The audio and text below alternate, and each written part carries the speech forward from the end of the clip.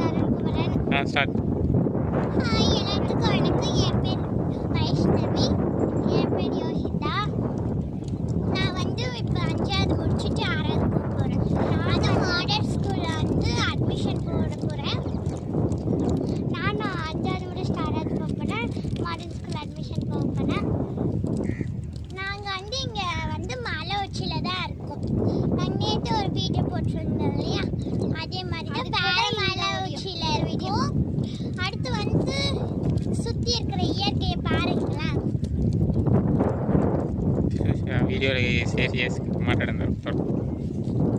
அடுத்து வந்து ஊரில் யாருமே இல்லை, குழந்தைங்கலாம் எவ்வளோ பேர் இருந்தாங்க, அவங்க எல்லாம் ஓடிட்டு போயிட்டீங்க. அடுத்து ஊரில் யாருமே இல்லை.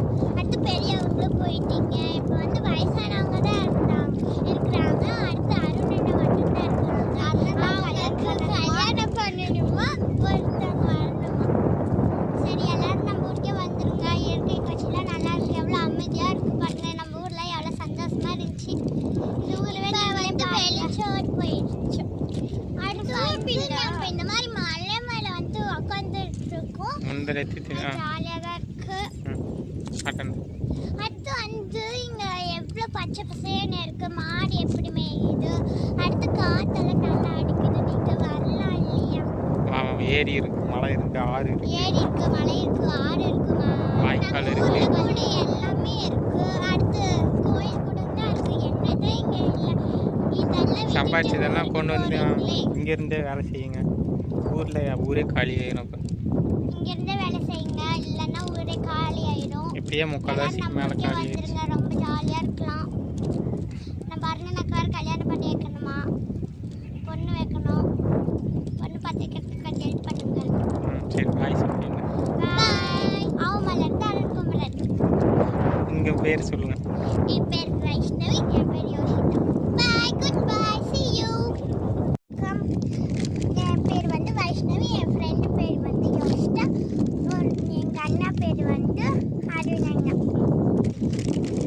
இங்க பாருங்க, நாங்க மலை உச்சியில இருக்கோம். சுத்தி ஊருங்கெல்லாம் நல்லாவே தெரியுது. அது அங்க இருக்கிறது தான் எங்க ஊரு.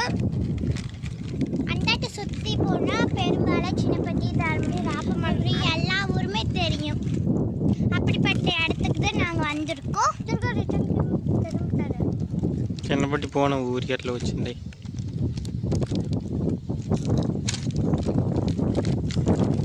இல்லை பார்த்தீங்கன்னா நல்லா பச்சை பசேல் இருக்கும் கீழே. அடுத்து ரொம்ப காற்றடிக்கும்.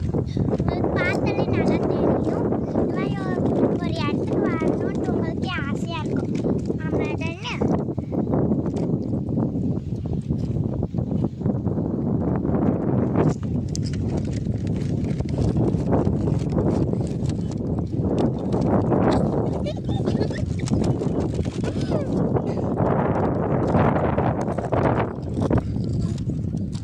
ஹாய்.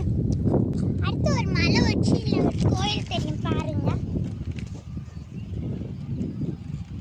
அங்க ஒரு மலை தெரியுதா, அங்க ஒரு உச்சியில் ஒரு கோயில் இருக்கு.